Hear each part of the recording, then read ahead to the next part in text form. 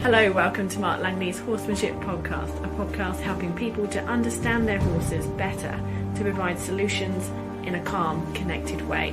I'm Jenny Barnes. And I'm Mark Langley.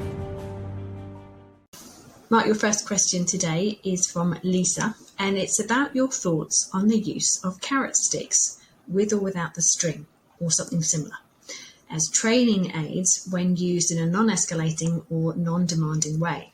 So, for example, guiding, pointing, or for direction, or in gentle rhythmic pressure and tapping to help with clarity. Is there ever a time where it could be used in a useful way, in your opinion? And do you think the horse would ever associate or remember it if it's been used in an escalating manner before, even if the intention now is different?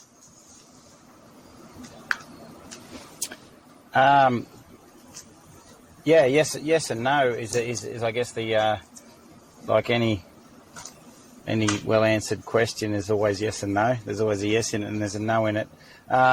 So first of all, the common thing I'll explain is about, if the horse has already had it in an escalating way and the horse already sees it as driving pressure, as in that's how it remembers it.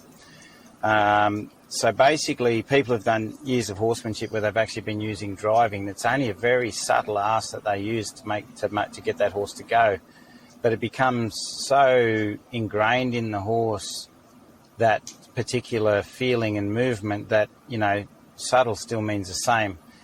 So you can imagine zebras in the wild. There'll be a lion, and not many of them necessarily get chased by a lion. It's the thought of the lion hunting that would create, that desire for them to seek safety away from the danger. So, it might be just a lion crouching in a certain way in the grass that alerts them to seek safety. Though that's such a subtle little thing that lion is doing, the intention behind the lion and the feeling of, that threat and running away is what the zebra's feeling. So, if the horse was originally chased by a carrot stick when it escalated, that stick just moving in a soft way or even just picking up is like the crouching, creeping lion. So you have to see it like that. It's that intention and that memory behind it that sets up that bad feeling. So if you do use a stick aid or something to and you want to use it. So sometimes people will see me use a flag to actually work on a horse in a slightly driving way to get them to think differently about pressure. And so, yes, you could possibly get the horse to rethink about pressure in a different way, and you may need to do that. So I do it because I'm rehabilitating the horse's mind, in a sense. So I'm trying to get them to think differently about pressure and search differently.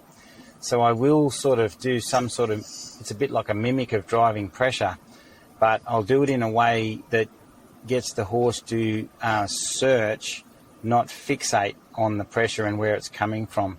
So if you use a driving aid to get a horse to search and think, and the horse goes towards its thoughts when it starts the movement, then it's not as detrimental emotionally than it is if the horse looks at it and goes, I'm moving away from that, and then thinks away.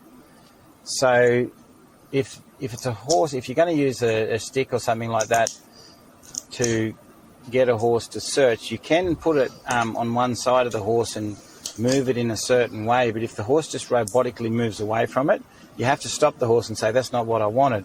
And then you put the stick up there and you might move it a little, and the horse actually might fixate on it, and you keep moving it.